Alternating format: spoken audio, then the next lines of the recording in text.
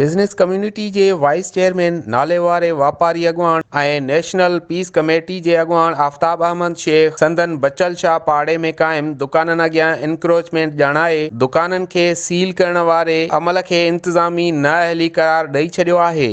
उन हवाले सां आफ्ताब अहमद शेख सहाफ़ियुनि सां ॻाल्हाईंदे चयो आहे त वाइस चेयरमैन बिज़नेस कम्युनिटी मां इहो अर्ज़ु कंदुमि त हिकु त जियोर कॉलोनी जो जेको इशू आहे त उहो जेको हाई कोर्ट जो जेको पंहिंजो ऑर्डर आयल आहे त तव्हां इंक्रोचमेंट हटायो ऐं जियोर कॉलोनी अलॻि शइ आहे ऐं बचल शाह ऐं सराय गवर ख़ान जो पाड़ो अलॻि शइ आहे। ठीकु आहे, इन ॿिन्ही में डिफरेंस आहे। हो रोड ते अपोज़िट आहे, लेफ़्ट आहे, हो राइट आहे। लेफ़्ट ते हू आहे बचल शाह पाड़ो, राइट ते ही आहे। ठीकु, उन खां अलावा तक़रीबन न जेके कराची किला शॉपिंग मॉल चेस वैल्यू जे हिसाब सां मक्का इलेक्ट्रॉनिक्स ॿिया दुकानदार जेके सील कया विया आहिनि, के चवनि था सील न आहिनि, इहो कॉम्प्रोमाइज़ आहे, कुझु मामलो आहे, ख़बर नथी पए, इंतिज़ामिया असांखे वाज़े नथी ॿुधाए, न मैप्स थी ॾिए न कुझु।